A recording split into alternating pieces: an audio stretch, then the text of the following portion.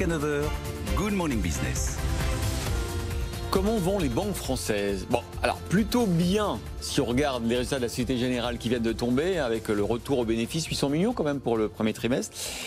Plutôt pas très bien si on lit votre étude, Nicolas Toffoli, vous êtes associé chez Alvarez et Marsal, parce que vous alertez, et je pense que vous avez raison, sur le fait que les banques françaises ont du retard dans leur restructuration de leur réseau, contrairement à d'autres pays européens, et qu'il va falloir le faire, on est d'accord?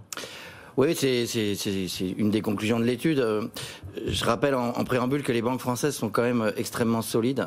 Si vous prenez les 10 banques européennes, il y a quand même 5 banques françaises. Elles sont solides. Donc c'est une industrie où on est vraiment leader européen. Après, ce que souligne l'étude, effectivement, c'est que ce qu'on a appelé en fait c'est une problématique de retournement. Alors pourquoi retournement? Bon, déjà parce qu'on est le leader mondial du retournement, mais c'est parce que les banques, pour nous, doivent faire face à 3 sujets qu'il faut traiter simultanément. Le premier, en fait, c'est la baisse des revenus qui se confirme. Donc c'est moins 3% sur la banque de détail cette année. Deuxième sujet, c'est la baisse des coûts. Donc il y a une réelle baisse des coûts. Les banques se sont attelées à se réorganiser. C'est plutôt de la réorganisation que de la restructuration d'ailleurs. Juste pour revenir sur la baisse des revenus, parce que vous l'expliquez très bien dans votre rapport, c'est que d'abord on fait moins de marge sur les crédits immobiliers, ensuite qu'on a plus de mal à placer les produits auprès de sa clientèle parce qu'il y a beaucoup de concurrence, notamment sur les banques 2.0, etc. Et vous dites baisse des coûts, mais pas suffisamment?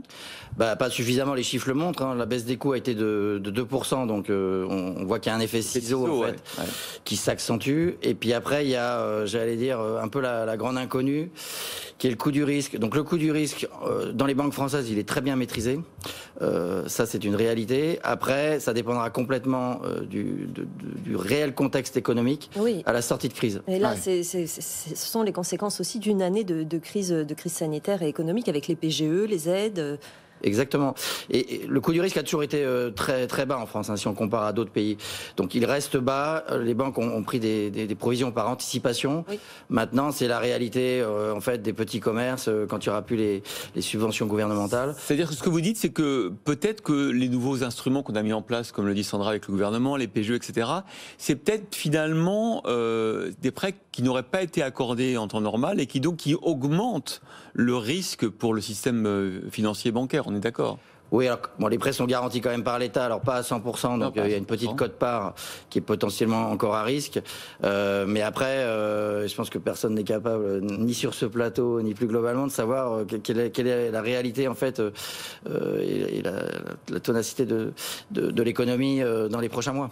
Ça veut dire que, selon vous, à un moment donné, il faudra, certains réseaux bancaires l'ont fait, diminuer les effectifs, mais ça va se poursuivre. Est-ce qu'on est à la veille d'une restructuration très coûteuse en termes d'emploi dans les banques françaises?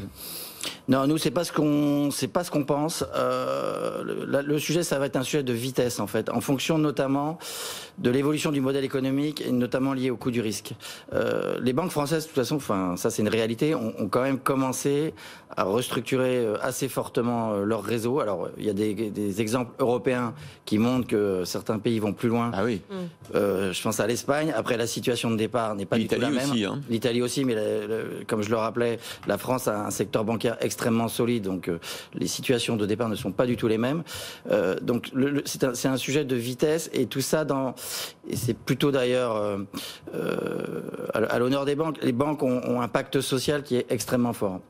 Faut rappeler quand même que c'est un secteur, la banque de détail. Est-ce qu'il n'est pas trop fort? Est-ce que justement on n'est pas dans une sorte de conservatisme en France avec des employés bancaires qui sont presque comme des fonctionnaires? Pardon de dire ça, mais est-ce que au bout d'un moment, alors ok, on est solide, c'est vrai qu'on a des super bilans et des ratios, mais est-ce que ça ne va pas retarder la transformation avec la vague des innovations bancaires qui arrivent sur les banques en ligne, exactement? Est-ce qu'on se fait pas, on se rassure pas un peu de manière dangereuse?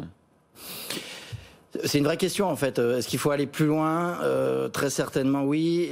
Et pour nous, le sujet c'est aussi est-ce qu'il faut aller plus vite? Et là, c'est une équation qui peut être assez compliqué compte tenu de ce pacte social. Il y a aussi des menaces, on n'en parle pas beaucoup, mais si vous prenez les revenus, en fait, la montée en charge du e-commerce, il y a des commissions, notamment sur les paiements, la consommation de crédit, avec tout ce qu'on appelle le paiement fractionné, va beaucoup changer, en fait, le modèle de revenus des banques. Et ça, nous, on voit ça comme une menace qui peut être assez importante. Et là encore, c'est aussi un sujet de vitesse. C'est quelle va être la vitesse qui a déjà été amorcée du e-commerce et quelle est la perte de revenus engendrée. Donc si ces éléments s'intensifient, s'accélèrent, si le coût du risque se dégrade parce que l'économie ne se porte pas bien, c'est sûr que la question de la vitesse et de l'intensité des réorganisations qu'il va falloir faire va se poser pour les banques françaises. Petite info aussi, on a vu que HSBC est sur le point de céder sa filiale française. Alors il va devoir mettre 1 milliard, apparemment c'est les dernières négos, pour se débarrasser de... Ça c'est bien l'exemple que... Ça vaut pas pour tous les réseaux, mais que certains réseaux, non seulement ne valent rien, mais ils valent moins que rien. Oui, alors HSBC, c'est un cas très particulier. C'était 2%, je crois, de part de marché. Ah oui, mais à 2% de part de marché, vous pouvez pas être viable sur la banque de détail. Donc là, j'allais dire, c'est un choix stratégique. Je sais pas si on peut parler d'erreur stratégique quand il y a eu le rachat par le groupe HSBC, qui en plus était sur un modèle moins premium en fait que le CCF quand ils l'ont racheté. Donc c'est une exception qui confirme pas du tout la règle. Bon. Merci beaucoup, Nicolas Tofflib, associé chez Alvarez et Marsal.